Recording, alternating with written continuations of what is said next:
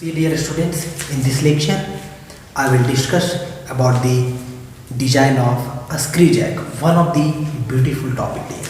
क्योंकि power screw में यदि हम स्क्रू जैक का डिजाइन ना करें या स्क्रू जैक जो कि स्टार्टिंग से जैसे पावर स्क्रू का हम इंट्रोडक्शन किए वहीं से बार बार आपको बताते आ रहे हैं कि इसका जो एग्जाम्पल है एप्लीकेशंस है वो एप्लीकेशंस है पावर स्क्रू का, वो है स्क्रू जैक है डियर, ठीक है। स्क्रू जैक है एक पोर्टेबल डिवाइस है डियर। यदि कोई पूछे कि स्क्रू जैक कैसा है तो आप बोल सकते हैं screw jack is a portable device, है ना, which uses the screw mechanism, it is a portable device which uses a screw mechanism। इसको लिख लीजिएगा डियर। देखिए स्क्रू जैक का जो डायग्राम है बिल्कुल भी आपको क्लियरली बोर्ड पे दिख रहा होगा डियर, है ना। बोर्ड पे आपको डायग्राम क्लियरली दिख रहा होगा, विजिबल होगा उम्मीद करते हैं। तो इसको थोड़ा और भी विजिबल बनाते हैं डियर। देखिए अब उम्मीद करते हैं कि आपको और भी क्लियरली विजिबल होगा डायग्राम। ये डायग्राम जो है डियर ये काफ़ी कॉम्प्लेक्स नहीं है, ऐसा मत समझिएगा, लेकिन टाइम टेकिंग है तो थोड़ा सा इसीलिए हम आपको बोरिंग सा होगा तो इसीलिए हम लेक्चर में पहले से ही रीड्रॉ करके रखे डियर, ठीक है। तो स्क्रू जैक का डिजाइन का मतलब क्या होगा आपको बताए थे, जैसा कि प्रीवियस लेक्चर में हम लोग नट एंड स्क्रू का इट सेल्फ डिजाइन कंप्लीट कर लिया। अरे नट एंड स्क्रू का डिजाइन यदि आपको मजे में समझ में आ गया तो ये तो डबल मजा आने वाला है। इसमें कुछ चीज़ें है ही नहीं, नट एंड स्क्रू का ही जितना कॉन्सेप्ट था डियर सारा कॉन्सेप्ट यहाँ पे यूज होगा डियर, ठीक है। तो देखिए स्क्रू जैक जैसा कि डायग्राम में आपको दिख रहा है, इसके बारे में आप थोड़ा सा बातें को लिख लीजिएगा, है ना। अब देखिए स्क्रू जैक का यदि बात करेंगे तो आजकल मार्केट में जो है वो दो तरीके का है, एक तो होता है मैकेनिकल और एक होता है आपका डियर हाइड्रोलिक। एक होता है मैकेनिकल, इसका टाइप है डियर, एक मैकेनिकल होता है और एक होता है हाइड्रोलिक वाला डियर। देखिए हाइड्रोलिक में क्या होता है कि पिस्टन सिलेंडर का कॉन्सेप्ट यूज किया जाता है जिसमें पास्कल्स लॉ पे बेस होता है डियर। बिल्कुल भी हाइड्रोलिक में पिस्टन सिलेंडर का यानी कि पिस्टन के मूवमेंट से ही आपका लोड को रेज किया जाता है और लोड को लोअर किया जाता है पिस्टन के मूवमेंट की वजह से। चीज़ों को थोड़ा बेसिकली आप समझ ही रहे होंगे। यानी सिलेंडर के अंदर में क्या होता है पिस्टन का मूवमेंट, क्योंकि आप पहले ही आईसी इंजन हर एक चीज़ को आप चीज़ों को बहुत बेहतरीन तरीके से पढ़ चुके हैं तो उम्मीद करते हैं कि आप चीज़ों को समझ रहे होंगे। तो इसमें क्या होगा, तो इसमें आप सिंपली लिखे पिस्टन सिलेंडर का अरेंजमेंट होता है यानी पीसी अरेंजमेंट होता है, पीसी अरेंजमेंट, ठीक है। इसमें पीसी अरेंजमेंट हाइड्रोलिक में अभी जो हम लोग ये डायग्राम बनाए हैं ये हाइड्रोलिक नहीं है, मैकेनिकल है। मैकेनिकल स्क्रू जैक में क्या होगा, तो मैकेनिकल स्क्रू जैक में जो होगा वो बिल्कुल भी हैंडल के ऊपर एफर्ट लगाना पड़ेगा, आपको बाहर से ही टॉर्क लगाना पड़ेगा, फोर्स लगाना पड़ेगा, बाहर से ही आपको टॉर्क और फोर्स लगाना पड़ेगा डियर हैंडल पे, जैसे कि इस डायग्राम में आपको दिख रहा है। यहाँ पे कोई हाइड्रोलिक नहीं होगा। हाँ, फ्रिक्शन को रिड्यूस करने के लिए जरूर हम लोग यूज करते हैं लुब्रिकेटिंग ऑयल का यूज करते हैं डियर। तो अच्छे से एक बार इसको डायग्राम को बढ़िया से आप अपने कॉपी में एकदम बना लेना है, प्यार से वीडियो को पॉज करके इसको पहले बनाना है। अब थोड़ा सा हम समझते हैं कि ताकि आपको डायग्राम बनाने में सुविधा होगा। यदि बात करें कोई भी आपका पावर स्क्रू जैक का असेंबली का, तो इस असेंबली में क्या क्या होगा पहले ही हम पढ़ चुके, फिर से आप लिख लीजिएगा। This assembly consist nut screw and frame, nut screw and frame होगा कि नहीं होगा। तो देखिए ये जो आपको लंबा सा दिख रहा है ना डियर, ये क्या है आपका स्क्रू है डियर, स्क्रू है। आप कहेंगे सर थ्रेड वगैरह नहीं बना है डियर, ये तो ऐसे ही कॉम्प्लेक्स दिख रहा है और भी कॉम्प्लेक्सिटी आ जाएगा। थ्रेड से है, स्क्रू है इसका मतलब थ्रेड है। देखिए लिखा हुआ है रेड कलर से स्क्रू लिखा हुआ है, ठीक है, विजिबल होगा। ये स्क्रू है आपका, ये स्क्रू में ना डियर ये स्क्रू आपका मैक्सिमम कितना ऊपर तक जा सकता है ना। इसके लिए यहाँ पे वाशर लगा देते हैं जो कि आपका किस चीज़ का होता है, रबर का होता है या फिर यहाँ पे आप कहिए तो स्टॉपर वाशर, दोनों चीज़ लगा हुआ रहता है ताकि आप स्क्रू को घुमाए तो मैक्सिमम ये है यहाँ पे बिल्कुल भी टच कर देगा नट से, उसके ऊपर तक नहीं जाएगा। ऐसा नहीं वो पूरा निकल जाएगा बाहर में, ऐसा तो होगा नहीं। तो बस एक स्टॉपर जैसे यहाँ पे और एक ऊपर भी बिल्कुल भी सिमिलर ऐसे ही है डियर, है ना। अब देख पा रहे हैं यानी कि बीच वाला जो दिख रहा है वो स्क्रू है आपका। और ये जो साइड में दिख रहा है जिसको रेड से हैश करके रखें, देखिए यहाँ से लेकर के बिल्कुल भी टेढ़ा सा, वो कुछ और नहीं है डियर, ये बिल्कुल भी क्या है आपका फ्रेम है ना। जो फ्रेम है आप जानते हैं कि बिना फ्रेम का स्क्रू और नट रहेगा कहाँ, हवा में थोड़ी रहेगा। तो फ्रेम है डियर जिसको जमीन पे रखेंगे, फ्रेम। अब क्या होगा, जो देखिए ब्लू कलर से जो यहाँ पे दिख रहा है ना डियर, जिसमें नट लिखा हुआ है NUT नट, जो ब्लू कलर से हैश करके रखे हैं, देखिए यहाँ पे ध्यान से देखिए मेरे उंगली के साथ। तो ये जो है डियर, ये बिल्कुल भी नट लिखा हुआ भी है और नट है, यानी कि स्क्रीव और बाहर से नट, और नट और स्क्रीव को फ्रेम सपोर्ट किए हुए। उम्मीद करते हैं बच्चे समझ रहे होंगे। डायमेंशंस के बारे में भी देखेंगे। अब क्या होगा, तो इसी के ऊपर में जो आपको एक दिख रहा है यहाँ पे, ये कुछ फॉर्म है, चलिए यहाँ पे लिख देते हैं कि आपका हेड है, इसको बोलते हैं हेड, इसको बोला जाता है हेड, ठीक है, स्क्रीव का हेड बोला जाता है। और भी देखिए, और भी एक जगह पे यहाँ पे इसको लिख सकते हैं, ब्लू कलर से लिखना है, देखिए ध्यान से समझिएगा कहाँ पे लिख रहे हैं, मेरा हाथ जहाँ पे जा रहा है। ये जो आपका हेड है, ये बिल्कुल भी नट है ना, तो नट का ये कॉलर है, यानी कि इसको बोलेंगे नट कॉलर। छोटा छोटा में लिखना है, जो बोल रहे हैं उसको लिखिएगा, नट कॉलर है यहाँ पे, ठीक है। और भी देखिए, जो ऊपर में ये जो दिख रहा है ना, ये असेंबली, इसको बोलते हैं कैप, बोलते हैं कैप नहीं, सॉरी कप, कप, चूंकि कप शेप का है इसीलिए इसको क्या बोलेंगे, कप बोला जाता है। ठीक है, आप एकदम आराम से डायग्राम को बहुत ही अच्छे से एकदम दिखे, उम्मीद करते हैं कि आपका विजिबल होगा, है ना। इसको कप बोलते हैं, कभी कैप यदि बोल दिए होंगे बाय मिस्टेक तो माफ कीजिएगा डियर, ये कप बोलते हैं, कप शेप का होता है ना, इसीलिए कप बोलते हैं, ठीक है, कप। अब एक दो बात तो याद रखिएगा, कप जो होता है वो स्टेशनरी होता है, इतना। चलिए अब और आगे चीज़ों को समझते हैं, होता क्या है, थोड़ा सा ऑपरेट कैसे होता है। तो ये जो स्क्रीव वाला मेंबर दिख रहा है, जो हेड जिसको लिखे है ना, ये हेड से ये कनेक्टेड होता है, हेड में हैंडल लगा होता है, ये जो कि साइड में दिख रहा है, ये और भी बड़ा होगा, ये इसीलिए कट पोर्शन दिखाया है, कट पोर्शन, क्योंकि और भी लंबा होगा, उधर तो दिखा नहीं सकते थे, बोर्ड इतना ही दिया। और थोड़ा सा उसी से रिलेटेड यहाँ पे हमको क्या करना है, डिजाइनिंग के जो भी पैरामीटर्स, हर एक चीज़ को लिखना भी, ये डायग्राम में आपको शो करते हुए चीज़ें को रहने देना। तो ये जो है देखिए हैंडल लगा हुआ है, जिसमें लिखा हुआ है हैंडल का diameter DH, DH is nothing but it is the diameter of Henle. अपनी कॉपी में से लिख लीजिएगा, ये हम नहीं भी लिखेंगे तो यहाँ आपको बता दें, DH हैंडल डायमीटर। ये आपका हैंडल है, हैंड फोर्स मान लीजिए इस पॉइंट पे लगेगा, आप अपने हाथ से ऐसे घुमाते हैं या नहीं, कैसे, तो ये जो हेड होता है ना डियर, आप हेड में देखिएगा, हेड में ना एक होल कर दिया जाता है और उसी में एक रॉड डाल करके ऐसे घुमाते हैं, आप देखिएगा इसको फिजिकली, आप देख सकते हैं। अब ये जो कप वाला जो पोर्शन है, जो स्टेशनरी होता है डियर, इसी पे लोड अप्लाई किया जाता है, मतलब कि जो भी होगा आपका चेसिस का लोड, ये कप के ऊपर ही होगा। यानी कप में स्टेशनरी लिखने का मतलब क्या होता है कि कप जो है ये घूमेगा नहीं डियर, कप जो है स्टेशनरी रहेगा। तो ये जो पोर्शन है ना यहाँ पे देखिए, यानी कि हेड वाला और कप का पोर्शन, हेड और कप के पोर्शन, तो हेड और कप का पोर्शन को कहते हैं एनुलर एरिया बोलते हैं, एनुलर एरिया, जहाँ पे क्या होता है, तो आपका बिल्कुल भी कॉलर फ्रिक्शन जनरेट होता है। आप कह सकते हैं, देखिए यहाँ पे लिख दे रहे हैं, जैसे देखिए ये वाला इस पोर्शन को बोलते हैं जहाँ पे हेड और कप एक दूसरे का, ये कौन सा एरिया होता है, एन्यूलर। एन्यूलर का मतलब होता है गोला सा, एन्यूलर एरिया लिख दे रहे हैं ना।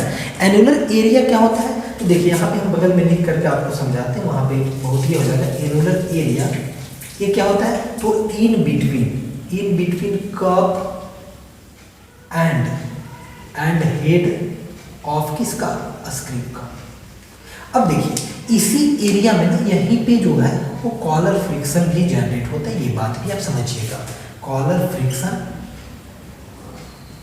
इंड्यूस्ड। अब देखिए क्या होता है, तो जो आपका कप है, कप स्टेशनरी रहता है और उसी के नीचे आपका हेड है, ये रोटेट करेगा, देखिए ये रोटेट हो रहा है, हेड को हैंडल से रोटेट कर रहा है।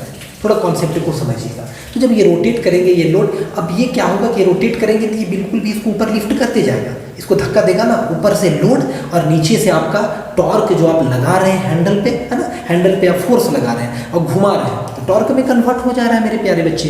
तो टॉर्क जो आप अप्लाई कर पा रहे हैं, तो उस टॉर्क से क्या होगा कि स्क्रीव नट में एडवांस होते जाएगा, नट भी स्टेशनरी होगा, याद रखिएगा इस केस में नट और कप जो है स्टेशनरी होगा, स्क्रीव एडवांस होगा नट में, स्क्रीव एडवांस होगा विद द नट, है ना, क्योंकि थ्रेड से बना हुआ है, इसमें जनरली स्क्वायर थ्रेड या बट्रेस थ्रेड यूज करते हैं, ये भी बातें बता चुके हैं। तो क्या होगा, एक्सियल, आपका एक्सियल डायरेक्शन में थ्रस्ट लगता है, ये भी बताए हैं, क्योंकि स्क्वायर थ्रेड है, स्क्वायर थ्रेड में एक्सियल डायरेक्शन है। तो खैर ये नट आपका एडवांस होगा, देखिए धीरे धीरे ऊपर जाएगा, तो ऊपर जाएगा तो धक्का किसको देगा, तो जो एनुलर एरिया है, एनुलर एरिया है, क्योंकि आप कहिएगा कि सर ये बताइए कि जो एनुलर एरिया है यानी कप और हेड का दोनों वेल्डिंग कर दें तो डियर क्या होगा, कप भी घूमने लगेगा। और कप क्या घूम पाएगा, अरे लोड है गाड़ी का, देखिए घूम पाएगा, नहीं घुमा पाएगा, ठीक है, नहीं घुमा पाएगा डियर। इसी याद रखिएगा annular area in between cup and head of a screw, और यहाँ पे कॉलर फ्रिक्शन होता है।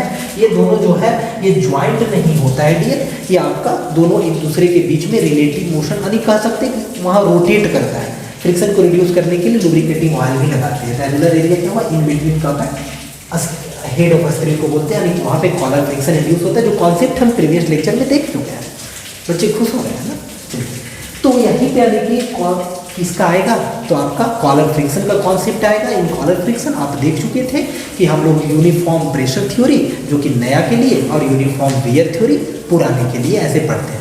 यदि कुछ भी ना गिवन हो डियर क्वेश्चन में, ये बात याद रखिएगा, वहाँ नहीं बताया, यदि कुछ भी ना गिवन हो, नया हो कि पुराना है नहीं गिवन हो, ऐसा केस होता है ना, तो उस कंडीशन में generally uniform wear theory apply करते हैं, ये बात याद रखिएगा।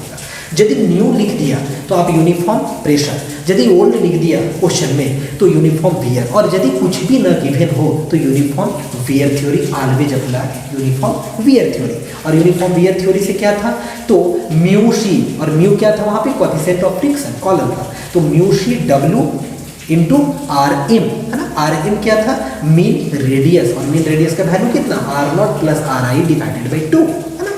उसको डायमीटर में भी चेंज करके हर एक चीज़ देखे थे लिए, चलिए वो तो प्रीवियस का बात हुआ। तो ये आप समझ गए उम्मीद है। अब इसमें कुछ डायमेंशंस को समझना जरूरी है। सबसे पहले डायमेंशन डीसी, तो डीसी क्या है आप लिख लीजिएगा, जो यहाँ पे नहीं लिखा हुआ दिख रहा है उसको आप लिख लेना, यहाँ कितना लिखते हैं आप लिख सकते हैं, इतना बार नोट डाउन कीजिएगा। डीसी क्या है, DC is the core diameter, core diameter किसका, तो आपका स्क्रू का कोर डायमीटर मेरे प्यारे बच्चे। एंड डी या फिर डी नॉट दोनों एक ही चीज़ है, वो क्या है, क्वार्टर डाया, या फिर आप बोल सकते हैं नॉमिनल डाया, या फिर आप बोल सकते हैं मैक्सिमम डाया स्क्रू का, जो कि हम टर्मिनोलॉजी में भी सीख चुके हैं, इसीलिए हम नहीं लिख रहे हैं, एक्चुअली बात यही है, नहीं तो लिख देते। ये ऑटर डाया और डीसी क्या हो गया, अन्य स्क्रू का काम खत्म, स्क्रू से रिलेटेड लीजिए। अब देखिए नट में आएंगे, तो नट का क्या होगा, तो नट में जो D1 जो दिख रहा है ना, कैपिटल डी, यहाँ पे कैपिटल D1, वो कैपिटल D1 जो है वो एक्सटर्नल डाया यानी कि ऑटर डाया, जो कि दिख चुके हैं, ऑटर डाया ऑफ नट का। और D2 क्या है, डाया ऑफ नट कॉलर, ध्यान से देखिए नट का यहाँ पे कॉलर लिखे थे, देखिए कॉलर का मतलब होता है थोड़ा निकला हुआ पोर्शन नट का, तो देखिए निकला हुआ पोर्शन नट का, तो वो क्या है D2 के बराबर है डियर, यानी D2 क्या है, डाया ऑफ नट कॉलर, जो कि D2 है डियर। और भी क्या है चीज़ें, तो देखिए LH क्या है, हैंडल का लेंथ है, जो कि आप देख सकते हैं, देखिए ऊपर में दिखाए हैं LH, हैंडल का लेंथ कहाँ से, तो एक्सिस ऑफ स्क्रू से होगा, या फिर आप बोले ऐसे तो हैंडल ऑफ लेंथ एक्चुअली में जो होगा वो कहाँ पे, लोड, है ना।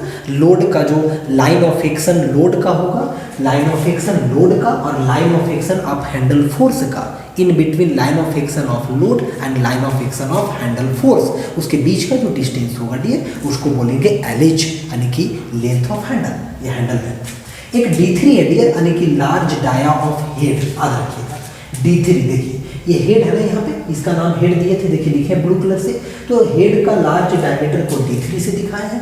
और एक D4 है डियर, स्मॉल डायमीटर हेड का, हेड का में दो डायमीटर है, एक आपका स्मॉल डायमीटर, एक लार्ज। स्मॉल डायमीटर क्या है, उसी से स्क्रू पास किया हुआ है। एक्चुअली में हेड में कोई थ्रेड नहीं बना हुआ है, थ्रेड जो है सिर्फ नट में बना हुआ है, स्क्रू में ही बना हुआ है, तो उसे पास करेगा, यानी कि ये ऊपर की तरफ बाहर जाएगा ना डियर, ठीक है, ये बाहर की तरफ तो निकलेगा ना, तो उसके लिए ये बना हुआ है। तो D4 small dia of head सारा यूज होगा, अब यूज होगा फिर से अगर बनाएंगे इस तरह से। उम्मीद करते हैं कि आपको ये चीज़ें जो है पैरामीटर्स जो सारा है, आप एक बार और अच्छे से देखें पैरामीटर्स, उम्मीद करते हैं कि सारा पैरामीटर्स जो है वो आपको एकदम अच्छे से क्लियर हो गया। अब जब ये पैरामीटर्स आपको अच्छे से क्लियर हो गया है, तो अब आप यहाँ से क्या कर सकते हैं, तो डिजाइनिंग हम स्टार्ट करते हैं मजे में। तो डिजाइनिंग में क्या होगा, तो डिजाइनिंग में जो पहला पॉइंट होगा ऑब्वियस है कि नट एंड स्क्रू का कर लिए हैं तो वैसे ही होगा। सबसे पहले कॉम्प्रेसिव स्ट्रेस है ना, कॉम्प्रेसिव स्ट्रेस जनरेट होगा, ऑब्वियस है लोड लगेगा तो जो होगा आपका कोर डायमीटर स्क्रू का, वो स्क्रू का कोर डायमीटर में आपका पूरा मटेरियल भरा हुआ है डियर, सॉलिड बिल्कुल भी है ना, उस पर कॉम्प्रेसिव स्ट्रेस होगा। और साथ ही साथ क्या होगा डियर, तो शियर स्ट्रेस भी होगा, चूँकि आप इसको रोटेट कर रहे हैं, हैंडल से आप घुमा रहे हैं तो शियर स्ट्रेस भी जनरेट होगा, यानी कि टॉर्सनल शियर स्ट्रेस होगा। और एक्चुअली में लोड और टॉर्सनल शियर स्ट्रेस दोनों एक ही बार होगा। ऐसा नहीं कि लोड जब रहेगा ना तभी तब इसको रेज करेंगे या लोअर करेंगे, है ना, है कि नहीं। तो यानी कि लोड भी लगेगा साइमल्टेनियसली और साथ ही साथ टॉर्क भी लगेगा। इसका मतलब कंबाइंड वाला हम देखेंगे कॉन्सेप्ट, यानी कि कंबाइंड में क्या, तो कंबाइंड भी यानी मैक्सिमम प्रिंसिपल स्ट्रेस थ्योरी और मैक्सिमम शियर स्ट्रेस थ्योरी। अब इसके बाद जो है और भी फर्दर डिजाइनिंग करेंगे, जैसे करेंगे जैसे कि आप uniform wear theory, pressure theory, सारे चीज़ों को लगाएंगे। फिर हैंडल का डिजाइन करेंगे जिसमें आप देख पा रहे हैं कि हैंडल को जब आप घुमाते रहेंगे मेरे प्यारे बच्चे, तो हैंडल में आप साफ ही करें कि सर एक क्लियर है तो कि हैंडल में आपका बेंडिंग होगा, है ना, यानी बेंडिंग स्ट्रेस इंड्यूस होगा, यानी sigma B is equal to M upon Z. सही बच्चे मुस्कुराते हैं, M upon Z, where M is your bending moment and Z is your section modulus. Z is your section modulus, where Z is equal to I moment of inertia divided by Y maximum, and Y is the distance from neutral axis to the extreme fiber। चलिए dear, let's start, बिल्कुल भी मजे में इसका designing start करते हैं, जिसमें हम लोग स्ट्रेस डिजाइन स्टार्ट करते हैं डियर। चलिए इस चीज़ को मिटा दें, आप समझ गए मैकेनिकल और ये दो तरीके का होता है, दोनों को मिटा देते हैं डियर। तो सबसे पहले जो डिजाइनिंग का पैरामीटर आएगा वो कौन आएगा, तो पहला जो होगा आपका कॉम्प्रेसिव स्ट्रेस। जो स्ट्रेस जनरेट हो रहा है उस सब स्ट्रेस को हम लोग देखते जाएंगे और चीज़ों को समझेंगे।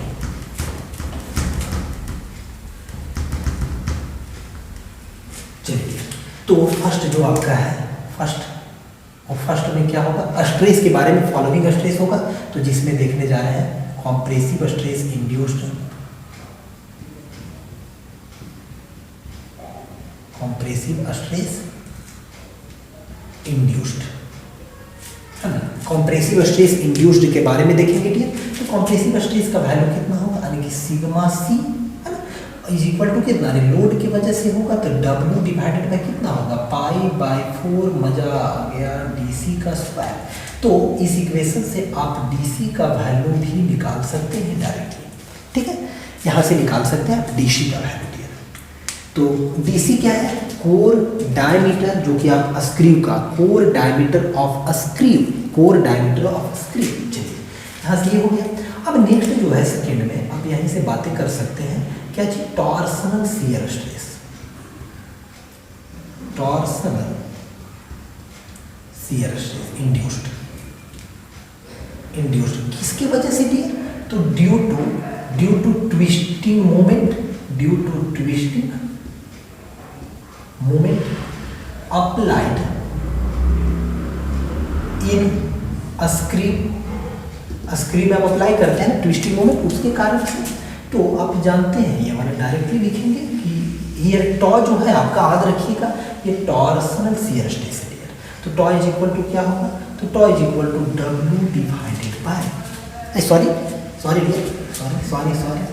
टॉ, यहाँ पे टॉर्सनल डायरेक्ट शियर स्ट्रेस नहीं है ना, तो torsional shear stress is equal to कितना होगा, तो आप directly formula pure torsion equation से डियर मेरे प्यारे बच्चे 16 mt/π/DC का क्यूब होगा कि नहीं। चलिए यहाँ से भी होगा, यहाँ से भी आप DC निकाल सकते हैं। आप कहेंगे सर तो DC उससे निकालेंगे या इससे निकालेंगे, एक्चुअली में आप दोनों से निकाल सकते हैं, या फिर आप ऐसे कर सकते हैं डियर, यहाँ से DC निकाल लिए, पहले भी हम लोग बहुत सारे डिजाइनिंग में काम किए हैं, यहाँ से DC निकालें और उस DC का वैल्यू को यहाँ पे पुट कर दीजिए, MT गिवन MT पुट कर दीजिए, है कि नहीं। अब ये सारे वैल्यू को पुट कीजिएगा तो टॉ का वैल्यू निकलेगा, जो कि टॉ इंड्यूस है आपका, जो भी टॉर्सनल शियर स्ट्रेस स्क्रू में, तो स्क्रू में निकलेगा। मान लीजिए ये वैल्यू जो है दिस वन ये और कैलकुलेटेड वैल्यू, तो कैलकुलेटेड वैल्यू यदि आपका परमिसिबल जो गिवन होगा वो उसमें मटेरियल में इतना होगा, ठीक है, तो उससे कम आएगा, बोलेंगे कि सर सेफ है, मतलब DC जो निकला है वो बिल्कुल भी 100% सही आया है, लेकिन नहीं तो इंक्रीज कर लेना वैल्यू को, DC का वैल्यू बढ़ा करके देना। ये आप डिजाइनिंग में चीज़ों को समझते हैं। एक और कॉन्सेप्ट होता है ये, जो कि आप D में कर सकते हैं, ABC में ही मान लीजिए इसको, या फिर इसी में AB का ही दोनों का मिक्स है। इफ कंबाइंड, देखिए एक्चुअली में यही होता है ना, if combined compressive stress, if combined compressive stress and torsional shear stress and torsional shear stress induced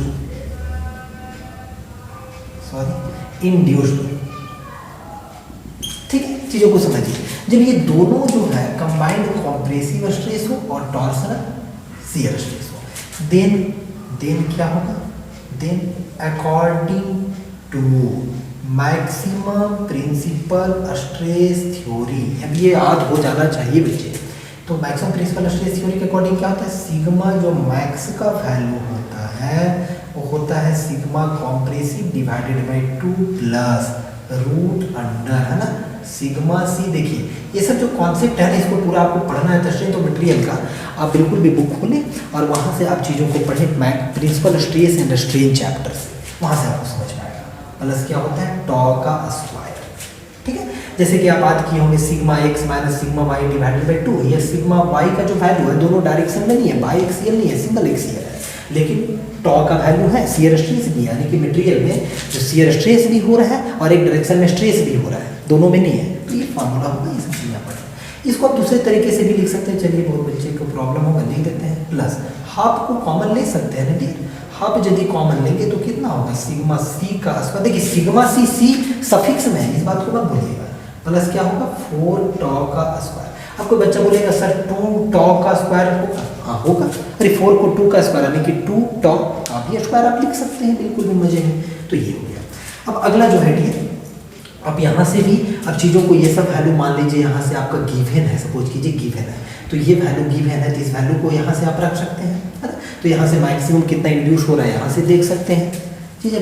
सारी चीज़ों को आप न्यूमेरिकल होगा तो वहाँ पे चीज़ों को आपको समझ में आएगा, है कि नहीं। या फिर आप ये काम कर सकते हैं, टॉ का वैल्यू को भी यहाँ पे इस फॉर्म में पुट करेंगे तो डीसी आएगा, और टॉसी का वैल्यू तो यहाँ भी डीसी आएगा, है कि नहीं। तो यहाँ से आप डीसी भी कैलकुलेट कर सकते हैं, जब मैक्सिमम आपको शियर स्ट्रेस मैक्सिमम स्ट्रेस का वैल्यू दिया होगा, नॉर्मल स्ट्रेस। तो चलिए अब इसको मिटाते हैं, और फिर अगला इसी में और भी आता है, दोनों आएगा ना, अकॉर्डिंग टू, एक और क्या आएगा, according to maximum shear stress theory, इसके अकॉर्डिंग। तो इसके अकॉर्डिंग जब बातें करेंगे तो कितना होता है, टॉ मैक्स का जो वैल्यू होता है वो सभी लोग जानते हैं कि डायरेक्टली रूट वाला वैल्यू बचता है, रखने का हम तरीका बताए थे, इतना का स्क्वायर प्लस क्या होगा टॉ का स्क्वायर, या फिर इसी को लिख सकते हैं, वो बच्चे 1/2 बाहर कर दें तो कितना होगा, यानी कि सिग्मा सी का स्क्वायर और प्लस 4 टॉ का स्क्वायर। उम्मीद करते हैं ये दोनों जो कॉन्सेप्ट है ये समझ में आ रहा होगा डियर सभी बच्चों को, ठीक है। तो यहाँ तक अब हम लोग पहुँचे, इसके बाद जो होगा डियर वो नेक्स्ट डिजाइन करेंगे, नेक्स्ट पे आएंगे, नट का हाइट निकाल सकते हैं। नट का हाइट कितना है देखिए, एच यहाँ पे जो आपको दिख रहा है, H is the height of nut, diagram में से बच्चे लिख लें, एच जो आपको दिख रहा है नट का हाइट है, और उसी के अंदर इंगेज है आपका थ्रेड्स, आपका स्क्रीन का।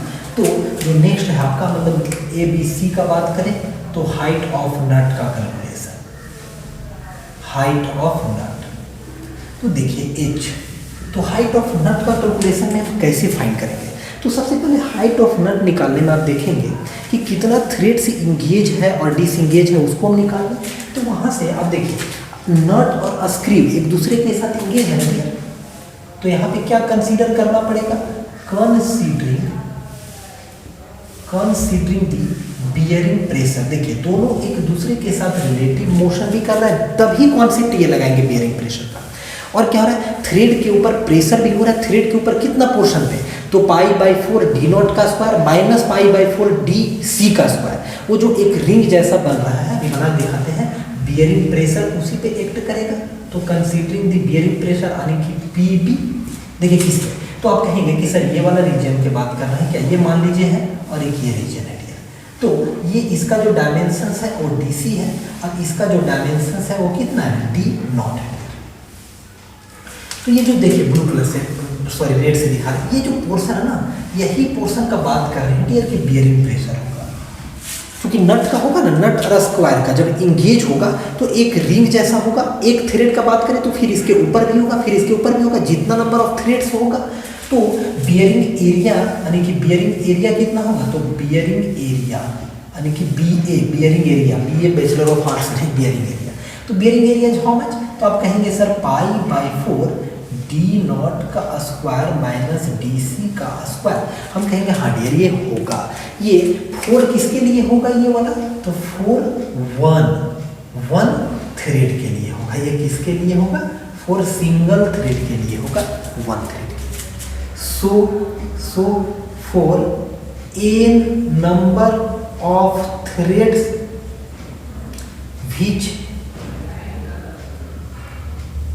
which is engaged, ठीक है। तो n नंबर ऑफ थ्रेड्स के लिए कितना होगा, तो बियरिंग एरिया जो होगा BA वो कितना होगा, तो आप कहेंगे सर π/4 कोई नया चीज नहीं है सर।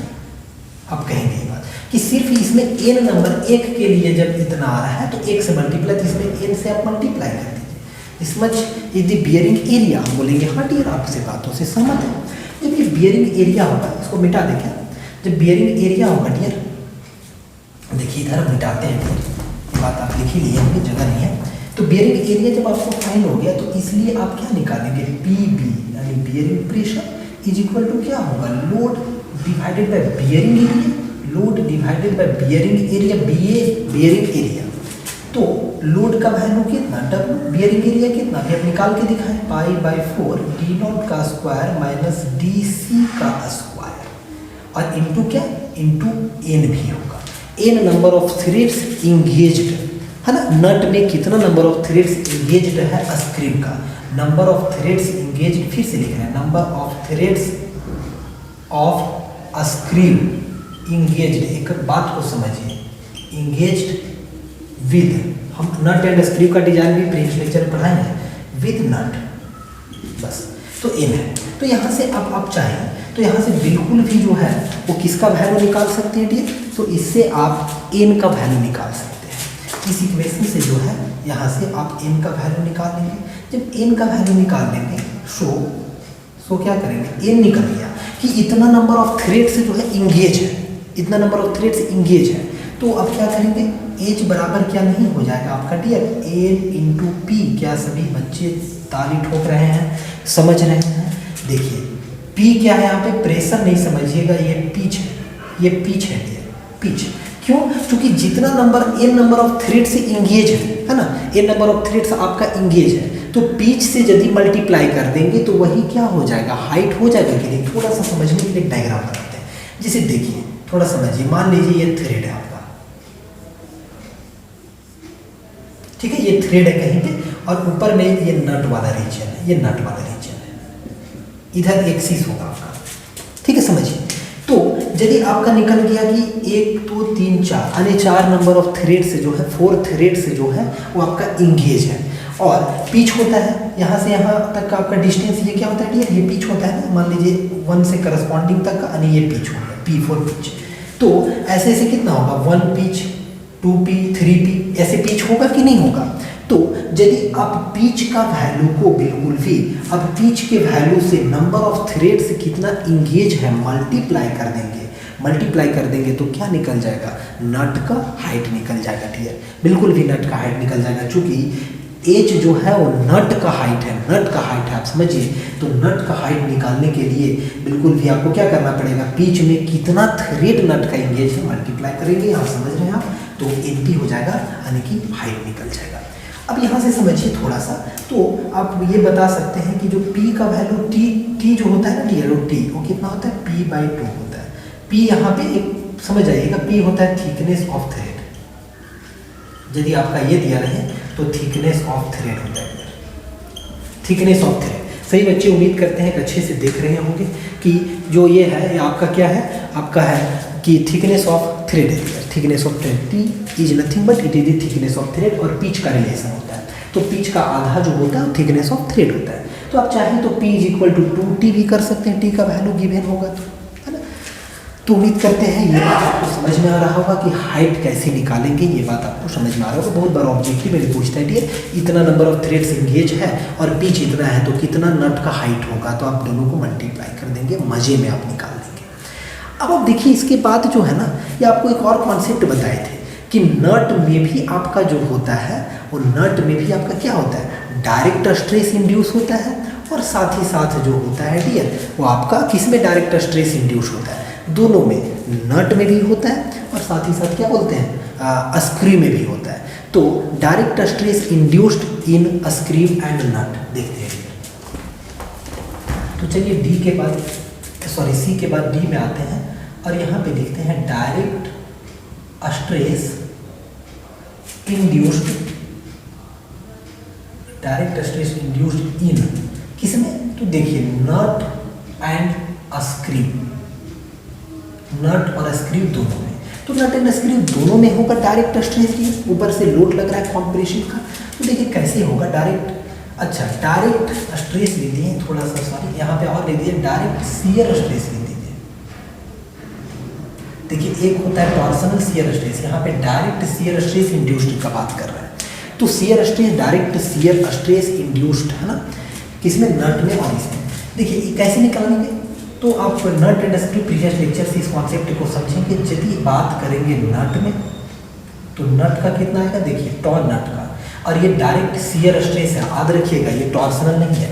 तो क्या होगा, load divided by pi into D not into T, और एन नंबर ऑफ थ्रेड होगा तो एन से क्या होगा आपका मल्टीप्लाई होगा, क्योंकि एक थ्रेड तो होगा ही नहीं।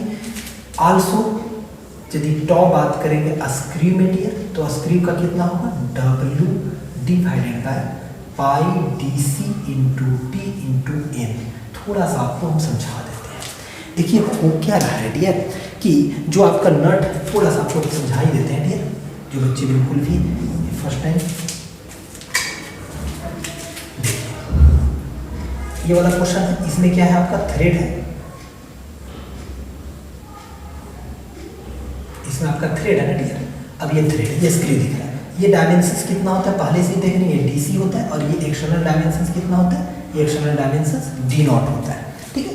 तो यदि डायरेक्ट शियर स्ट्रेस की वजह से क्या होगा कि जितना पोर्शन आपका नट वाला होगा, मान लीजिए इतना पोर्शन नट का है, ये पोर्शन नट का है, ये जो रेड से दिख रहा है ये नट का है, तो क्या होगा, डायरेक्ट शियर स्ट्रेस की वजह से शियर ऑफ हो जाएगा, और जब ये शियर ऑफ हो जाएगा तो कैसा दिखेगा, यहाँ से ये वाला रीजन से देखिए रेड से दिखा रहे हैं, ये देखिए इस टाइप से, ये रीजन से क्या होगा, ये कट जाएगा, और कट करके इसका जो थ्रेड है वो नट के अंदर में आ जाएगा, और ये बिल्कुल भी एक सिलेंडर जैसा बाहर निकल जाएगा, क्योंकि इसके ऊपर लोड लग रहा है ना मेरे प्यारे बच्चे, इसके ऊपर लोड भी तो लग रहा है यदि हम डायरेक्ट समझें तो इसका मतलब एरिया कितना होगा, तो शियरिंग एरिया कितना होगा, नहीं पंचिंग वाला जैसा कॉन्सेप्ट यहाँ पे समझिए। तो शियरिंग एरिया कितना होगा, क्योंकि शियरिंग एरिया क्या होता है, तो लोड के लोड के पैरेलल होता है या फिर टेंजेंशियल होता है। तो सबसे पहले तो पाई इंटू डी सी यहीं से कटेगा ना, तो पाई इंटू डी सी निकालेंगे, तो pi into D C circumference, और टी जो है वो टी एक टीथ के लिए मल्टीप्लाई कर देंगे, तो एक टीथ में निकल जाएगा आपका शियरिंग, लेकिन एन नंबर ऑफ टीथ होगा, N number of teeth engaged होगा,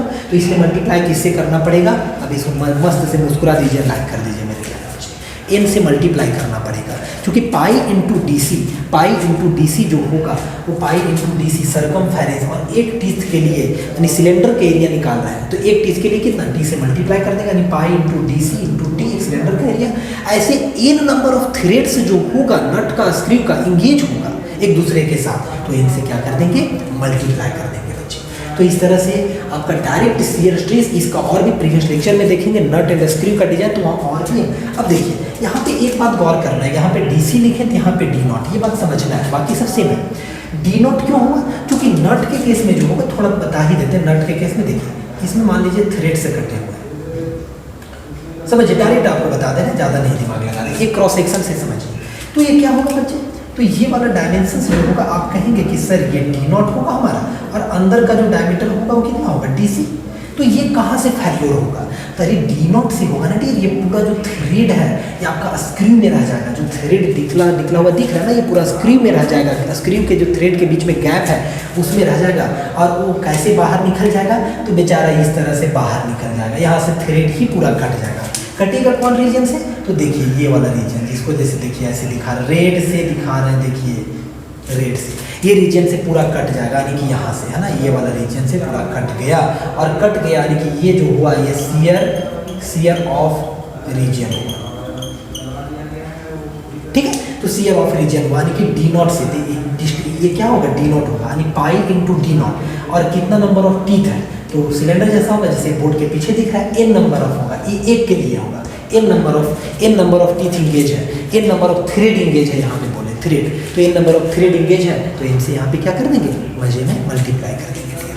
उम्मीद करते हैं आपको समझ में आ रहा है। अब चलिए डियर नेक्स्ट डिजाइनिंग देखते हैं, ई में कुछ और भी मजे वाला चीज़ देखते हैं। नेक्स्ट ई देखेंगे डिजाइन ऑफ कॉलर, ठीक है ना, ये नट एंड स्क्रू का डिजाइन हो गया, ये इस स्टेप को आप नट एंड स्क्रू का डिजाइन बोल सकते हैं, डिजाइन ऑफ कॉलर ऑफ नट ई में।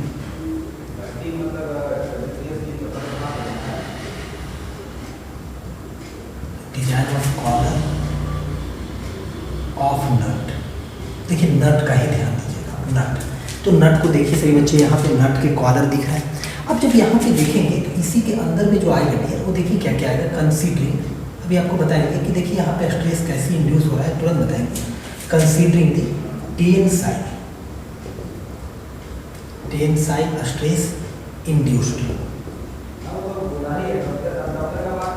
Considering the tensile stress induced, तो टेंसाइल स्ट्रेस कहाँ पे होगा, तो नट वाला जो पोर्शन है ये देखिए समझिए, टेंसाइल स्ट्रेस कहाँ पे होगा, ये आपको ऐसा दिख रहा है, कॉलर कुछ इस टाइप से दिख रहा है नट का पोर्शन, इसको बनाते हैं और आपको बताते ही है ऐसा कुछ, ठीक है। तो ये जो डायमीटर है, ये डायमीटर कितना है, देखिए ध्यान से देखिए, तो ये डायमीटर आपका D2 है बाहर तक, और ये जो डायमीटर है वो कितना है, तो ये डायमीटर है आपका D1 है कि नहीं, और इसके अंदर ना थ्रेड भी डाला गया है, तो इसके अंदर जो थ्रेड है उसका हम एक्सटर्नल डायमीटर का बात करें तो कितना है, D0 है ना, और ये वाला जो रीजन है, ये वाला रीजन नट का है, इतना बात सही बच्चे समझ रहे होंगे। तो टेंसाइल स्ट्रेस कहाँ पे होगा, लोड लगेगा, तो लोड की वजह से ये जो मटेरियल है ना, ये जो मटेरियल, इस मटेरियल में टेंसाइल स्ट्रेस होगा, देखिए रेड से दिखा रहा है, ये वाला जो एरिया है इतना को, ये एरिया में होगा टेंशन, बाहर कॉलर में नहीं होगा टेंशन, इसी रीजन में होगा ज़्यादा, तो टेंसाइल स्ट्रेस का बात करेंगे तो कितना होगा, तो यानी कि सिग्मा टी लोड की वजह से होगा ना, तो W डिवाइडेड बाय कितना होगा, तो पाई बाई फोर D1 का स्क्वायर, समझिए चीज़ों को, D1 का स्क्वायर माइनस किसका, D0 का स्क्वायर, D1 का स्क्वायर डियर माइनस किसका होगा, तो D0 का स्क्वायर होगा, D1 का स्क्वायर माइनस D0 का स्क्वायर होगा डियर। ये बात उम्मीद करते हैं कि सभी बच्चे समझ रहे होंगे। यहाँ से जैसा भी वैल्यू गिवन होगा उसके अकॉर्डिंग डिजाइन करना है, कौन वैल्यू गिवन है, क्या फाइंड करना है, सब चीज़ आप कर सकते हैं।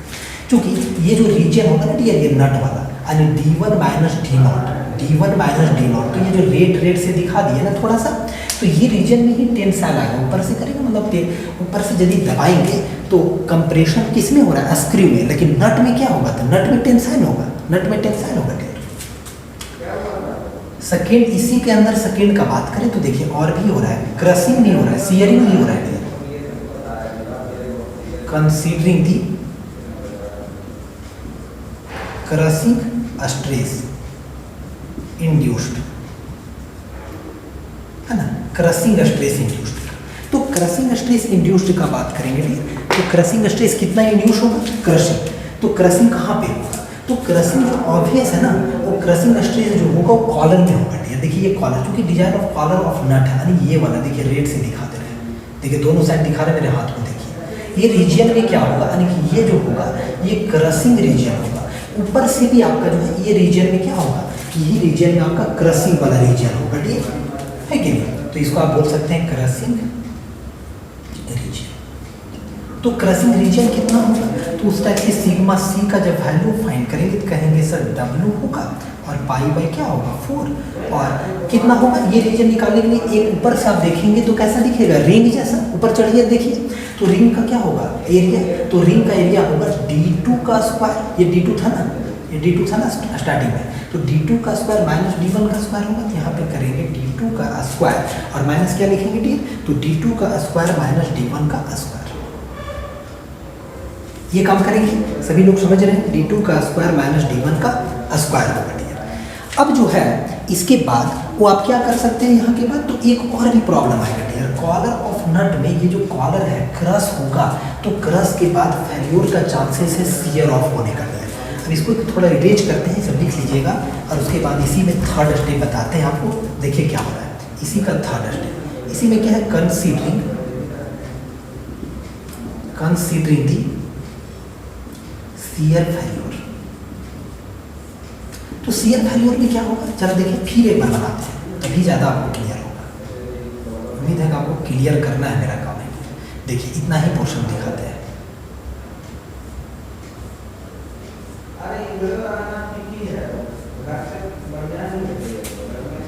ये जो आप देख पा रहे हैं ना, यही होगा। तो इसमें जरा समझिए आप, ये वाला जो पोर्शन होगा डियर, यहाँ से देखिए जो दिखा रहा है, ये जो पोर्शन होगा यहाँ से क्या हो सकता है, ये सियर ऑफ हो सकता है, यानी यहाँ से कट सकता है, यानी तो कहेंगे सर इसका थिकनेस कितना है। तो डियर आप वहाँ पे ध्यान से देखिए, T1 भी दिखाए हैं, थोड़ा सा छोटा सा दिख रहा है आपको T1। तो T1 जो है कॉलर का थिकनेस है, T1 क्या है, कॉलर थिकनेस, ठीक है। तो सियरिंग ऑफ जो होगा इसका यदि हम बात करें, यहाँ से कितना होगा, तो सियर स्ट्रेस यानी कि टॉ जो होगा, यहाँ से रीजन सियर ऑफ होगा ना, तो टॉ कितना होगा, तो W डिवाइडेड बाय, है ना, W डिवाइडेड बाय कितना होगा, जरा आप बताइए अब कितना होगा।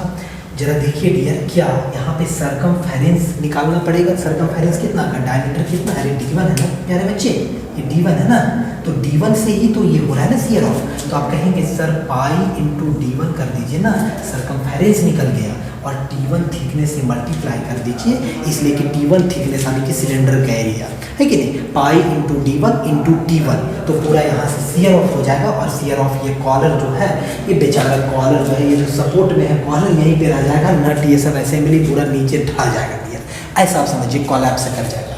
ये बिल्कुल भी यहाँ वाला पोर्शन आप देख पा रहे हैं ना, यहाँ से। अब यहाँ के बाद जो है वो नेक्स्ट स्टेप में आप क्या पढ़ेंगे, डिजाइनिंग का ही नेक्स्ट स्टेप होगा, है ना। डिजाइनिंग का नेक्स्ट स्टेप में क्या होगा, जैसे ई पढ़ लिया एफ में। अब आपका हम यदि कॉलर का बात करेंगे, यानी एनुलर एरिया के पास चलते हैं। एनुलर एरिया क्यों चल रहे हैं डियर, क्योंकि वो इंपॉर्टेंट है डियर। वो आपका जो कप है वो स्टेशनरी होता है, तो वहाँ पे जो यूपीटी और uniform pressure theory, uniform wear theory लगेगा, जो बताए हैं ऑलरेडी हम प्रीवियस लेक्चर में डियर अच्छे से, तो वो तो वहाँ पे लगने वाला है ना, वो तो वहाँ पे लगेगा, तो उसी को वहाँ पे देखना है डियर। तो चलते हैं एफ में, इसको इरेज करते हैं, सी डियर एफ या जी होगा डियर, है ना, एफ या G. Find the torque, required to overcome the collar friction, to overcome the collar friction. देखिए कॉलर फ्रिक्शन वाला जो है ना ये कॉन्सेप्ट जो है पहले भी हम लोग पढ़ लिए हैं, to overcome the collar friction, है ना, to overcome the collar friction, और भी इसको कह सकते हैं एट टॉप ऑफ स्क्रीन। इतना बातें आप लिख सकते हैं, ठीक है। चलिए हमको देखने का तो जरूरत ही नहीं है, यहाँ पर बोर्ड में देखना है। तो अब ये बात आप समझ रहे हैं कि फाइंड दी टॉर्क रिक्वायर्ड लिखेंगे। देखिए टॉर्क रिक्वायर्ड यानी कि कौन वाला टॉर्क निकालना है, तो आपको खुश हो गया कि एमटी क्या निकालना है, एमटी सी निकालना है। सी का मतलब कॉलर के पास। तो यहाँ पे दो थ्योरी अप्लाई करेंगे, तो यहाँ पे इसके अंदर में आइए, अकॉर्डिंग टू लिख देंगे, according to uniform pressure theory, UPT, uniform pressure theory क्या होता है, तो डायरेक्ट आप फॉर्मूला ही यानी कि एमटी सी यानी ट्विस्टिंग मोमेंट कॉलर के पास वो कितना होगा। तो देखिए यहाँ पे हम बनाते हैं थोड़ा सा, अब डायमेंशंस को पहले एक बार देख लीजिए, 2/3 म्यू सी इंटू डब्ल्यू, है ना, आर नॉट का क्यूब, ठीक है, माइनस आर आई का cube divided by R not का स्क्वायर माइनस आर आई का स्क्वायर। बहुत बच्चे को यहाँ पे दिक्कत हो जाएगा, इसीलिए हम यहाँ पे काम और भी करते हैं, 2/3 mu C W. R not का मतलब क्या हुआ, ओ का मतलब आप ऑर्डर तो समझ पा रहे हैं, तो ऑर्डर का मतलब यहाँ पे हुआ डियर, ऑर्डर का मतलब हुआ यहाँ पे R3 का क्यूब माइनस R4 का क्यूब डिवाइडेड बाय R3 का स्क्वायर माइनस R4 का स्क्वायर, ये हुआ। यहाँ से आने का आप कहेंगे कि सर इसका मतलब अब ये वाला पोर्शन का बात कर रहे हैं कि हेड, और देखिए डायग्राम में देखिएगा, डायग्राम में यानी कि हम यहाँ पे जो रेट से लिखने जा रहे हैं, आर नॉट का मतलब हुआ कि R3 एंड आर आई का मतलब हुआ R4। डायग्राम में आप देखिए R4 छोटा है ना यहाँ से। अब चाहे तो इसको डायमीटर के फॉर्म में भी लिख सकते हैं। एक बात याद रखिएगा डियर, डायमीटर के फॉर्म में भी लिख सकते हैं, एक ये हो सकता है, या फिर दूसरा तरीके से क्या हो सकता है, AMTC आपको बताया डायमीटर के फॉर्म में लिखने। अब जब डायमीटर के फॉर्म में लिखेंगे ना तो समझिए इतना बात, R का मतलब क्या होगा, डायमीटर बाई 2, यानी कि ऊपर 1/8 होगा और नीचे में ऊपर में 1/8 और नीचे 1/4 होगा, तो 1/2 होगा मल्टीप्लाई 2 कट जाएगा। इतना बात आप समझिए। अब करके देख लीजिएगा डियर, तो कितना होगा, μCW कोएफिशिएंट ऑफ फ्रिक्शन है डियर, क्योंकि दोनों बीच में स्टैटिक होता है, एक आपका स्टेशनरी होता है, जो लिख चुके हैं, कप आपका स्टेशनरी होता है, वहीं पे आपका जनरेट होगा, ये चीज़ वहीं पे जनरेट होगा। देखिए क्या लिखे, find the torque required to overcome the collar friction at the top of a screw के टॉप में, यानी कि टॉप का मतलब यहीं पे एनुलर एरिया के पास लिख देते हैं, एनुलर एरिया के पास का बात हो रहा है डियर, एनुलर एरिया के पास का बात हो रहा है। तो यहाँ से क्या लिखेंगे, 2 तो हट जाएगा, डिवाइडेड में कितना होगा 3, और ब्रैकेट होगा डियर D3 का क्यूब माइनस D4 का क्यूब डिवाइडेड बाई D3 का स्क्वायर माइनस D4 का स्क्वायर होगा। एक दो बातें यहाँ पे समझिएगा डियर आप कि D3 का जो वैल्यू होता है D 1.6 इंटू D का मतलब D0 का यहाँ बात हो रहा है, यानी कि ये जो स्क्रीव है ना उसका नॉमिनल या फिर ऑर्डर आया। और फिर याद रखिएगा D4 का भी जो वैल्यू होता है वो लगभग होता है 0.8 D0 होता है। अब यहाँ से उस तरह से वैल्यू को पुट कर सकते हैं, तो दोनों तरीके से आप समझें, एक ये हो गया।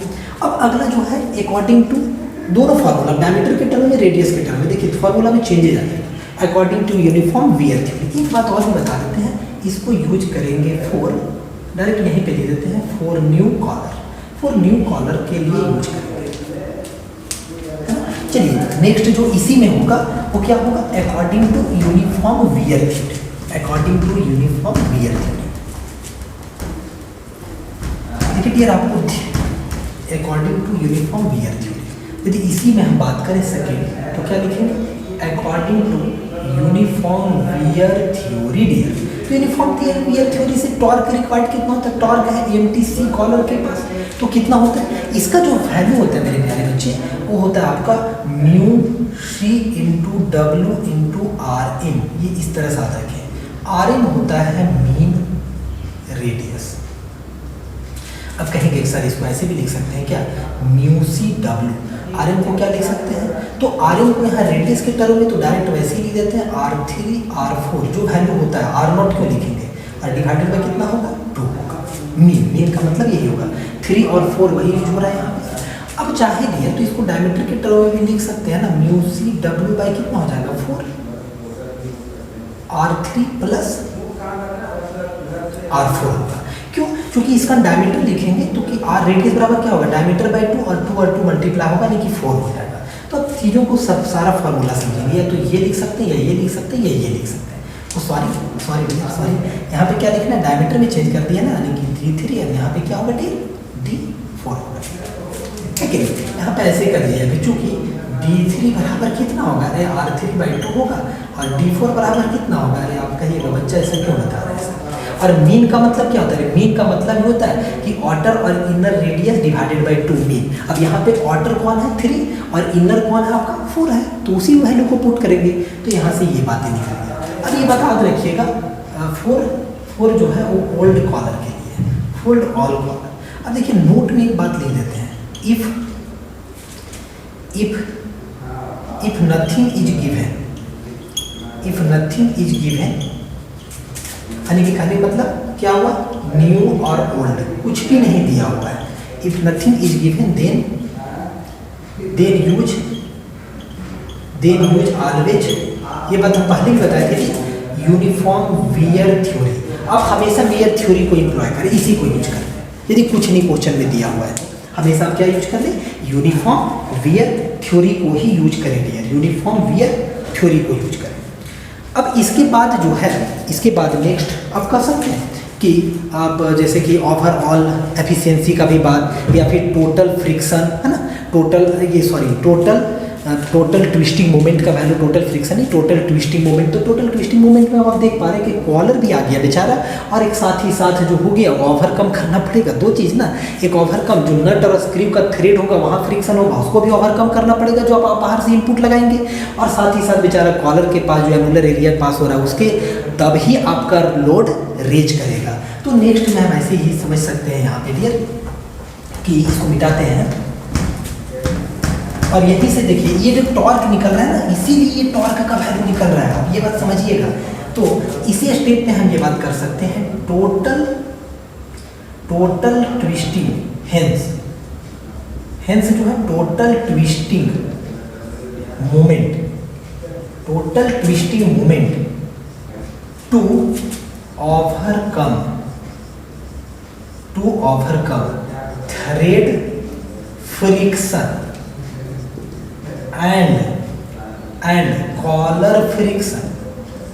And collar friction. तो ये दोनों का जब बात आएगा ना कि थ्रेड फ्रिक्शन और कॉलर, तो कितना होगा? तो आप कहेंगे टोटल ट्विस्टिंग मोमेंट जो होगा सर, आप कहेंगे ना वो कितना होगा? mt, है ना, और प्लस जो होगा वो mtc कॉलर। ये mt किसके लिए है? तो ये है थ्रेड का है, ये थ्रेड्स का है। ये किसका है? तो ये कॉलर का है। ये कॉलर के लिए ओवरकम करने के लिए, कॉलर पे ओवरकम करने के लिए इतना टॉर्क और थ्रेड के लिए इतना टॉर्क है। तो टोटल टॉर्क कितना, यानी कि टोटल ट्विस्टिंग मोमेंट, आप और भी इसको अच्छे से लिख सकते हैं, रिक्वायर्ड टू ओवरकम, अच्छे से लिखे तो required to overcome thread friction. ठीक है, यहाँ से आप चीज़ों को लिख सकते हैं, बिल्कुल भी अच्छे से आप लिख सकते हैं। अब जो नेक्स्ट स्टेप लास्ट एकदम बच रहा है डियर, लास्ट बच रहा है, क्योंकि डिजाइनिंग जो है ऑलमोस्ट चीज़ें का बहुत सारा जो डिजाइनिंग है वो आपका डिपेंड करता है। जैसे T3 का वैल्यू कितना होगा? 0.25 D0 होगा, वो आपके इंपेरिकल रिलेशंस पे ही होता है। अब लास्ट आपका हैंडल का डिजाइन करते हैं जिसमें बेंडिंग इंड्यूस होगा, है ना। लास्ट आपका किसका होगा? देखिए डियर, सी GH में डिजाइन ऑफ हैंडल का डिजाइन, तो हैंडल का डिजाइन करेंगे तो हैंडल का देखिए TH एक यूज किए हैं, किसका? तो डाया ऑफ हैंडल का डायमीटर DH यूज किया है। तो जब DH से हैंडल का डायमीटर यूज किए हैं तो कंसीडर क्या करेंगे? तो आप देखिए यहाँ पे क्या कंसीडर करेंगे, कंसीडरिंग दी क्या कंसीडर करेंगे? तो कंसीडरिंग दी बेंडिंग, स्ट्रेस इंड्यूस्ड, है ना, बेंडिंग स्ट्रेस इंड्यूस्ड इन हैंडल, ऐसे भी आप समझ सकते हैं। तो बेंडिंग स्ट्रेस इंड्यूस्ड इन हैंडल, डायमीटर दिया हुआ, इसका मतलब क्रॉस सेक्शन कैसा होगा? सर्कुलर। तो कितना होगा? तो आप एकदम डायरेक्ट लिख सकते हैं, सिग्मा बी बराबर प्योर बेंडिंग से क्या होता है डियर? तो MY/I, या फिर होता है M/Z। जेड क्या होता है बाबू? तो जेड होता है सेक्शन मॉड्यूलस, है ना, यानी कि जेड बराबर जो होता है वो I/Y मैक्स होता है कि नहीं। तो यहाँ से आप क्या कर सकते हैं, सिग्मा बी बराबर डायरेक्ट लिख सकते हैं बेंडिंग मोमेंट का वैल्यू कितना होगा? तो मोमेंट का मतलब क्या होगा? W इंटू, यानी कि क्या लिखेंगे? तो W इंटू LH होगा कि नहीं? W मोमेंट का वैल्यू लिख रहे हैं, मोमेंट, अरे मोमेंट का मतलब क्या होता है? Load into perpendicular distance from axis of rotation. तो W LH डिस्टेंस में लग रहा है, तो W इंटू LH मोमेंट, और जेड का वैल्यू कितना होगा? तो जेड का वैल्यू होगा π/32 DH का क्यूब होगा। देखिए जेड का वैल्यू यहाँ निकाल के दिखाते हैं, कितना होगा ये? तो जेड का वैल्यू I, है ना।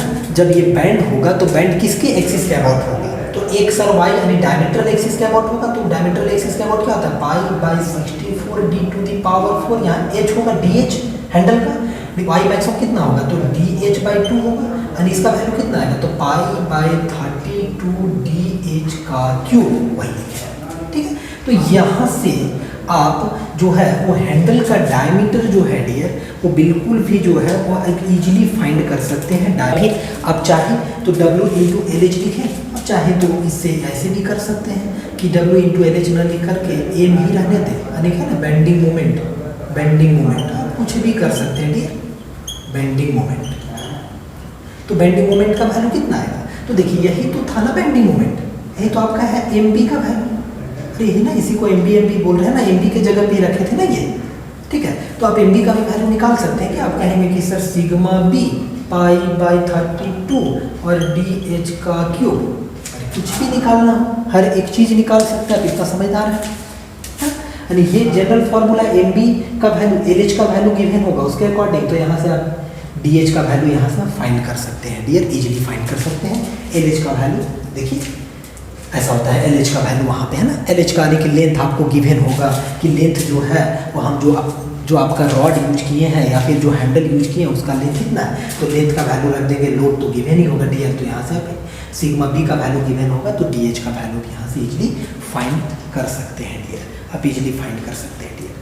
अब जो है एकदम लास्ट, लेकिन फिर भी उसको लिख नहीं सकते हैं, यदि कोई पूछे कि हेड का हाइट कितना होगा लास्ट स्टेप, तो हेड का हाइट कितना होगा, डायरेक्ट आप लिख दीजिएगा लास्ट स्टेप डियर, हेड का हाइट जो होगा वो 2 इंटू डी एच होगा।